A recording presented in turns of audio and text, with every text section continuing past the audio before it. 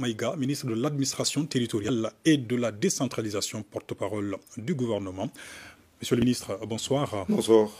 Alors avec vous, un communiqué du gouvernement. Merci infiniment.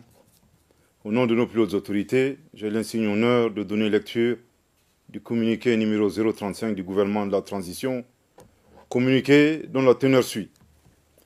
Le gouvernement de la transition a appris avec une profonde indignation des propos tenus par le président de la République française, Emmanuel Macron, lors de sa tournée en Guinée-Bissau le 28 juillet 2022.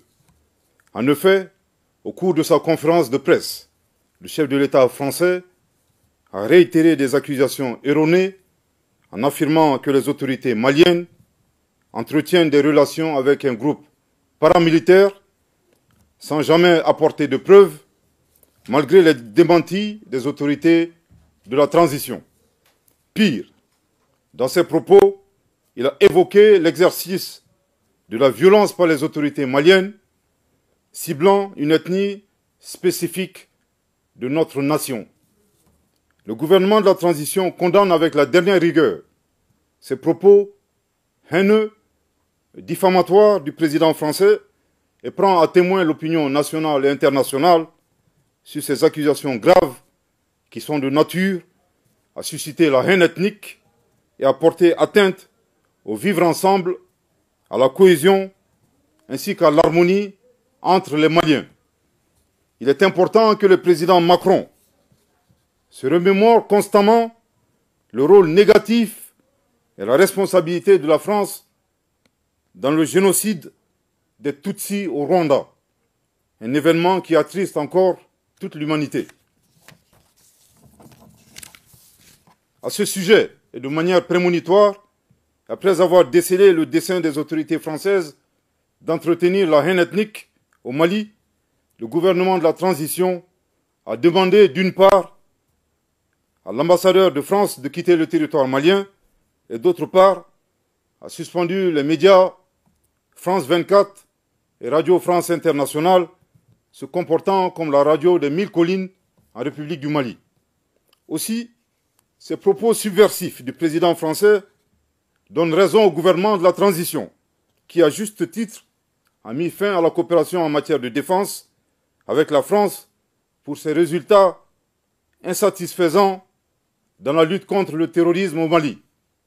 En outre, la France, qui a toujours œuvré à la division et à la partition de notre pays, est mal placée pour donner des leçons au Mali. Le gouvernement de la transition exige du président Macron d'abandonner définitivement sa posture néocoloniale, paternaliste et condescendante pour comprendre que nul ne peut aimer le Mali mieux que les Maliens eux-mêmes.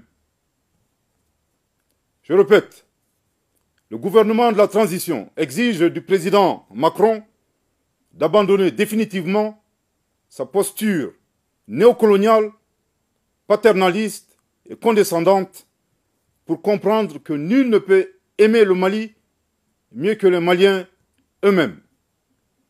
Je répète pour une dernière fois, le gouvernement de la transition exige du président Macron d'abandonner définitivement sa posture néocoloniale, paternaliste et condescendante pour comprendre que nul ne peut aimer le Mali mieux que les Maliens eux-mêmes. Le gouvernement de la transition rappelle que le Mali, foyer des grands empires en Afrique de l'Ouest, berceau d'une civilisation multiséculaire et pays de tolérance, repose sur sa diversité ethno-culturelle, la bonne cohésion sociale entre toutes les ethnies et les communautés qui le composent.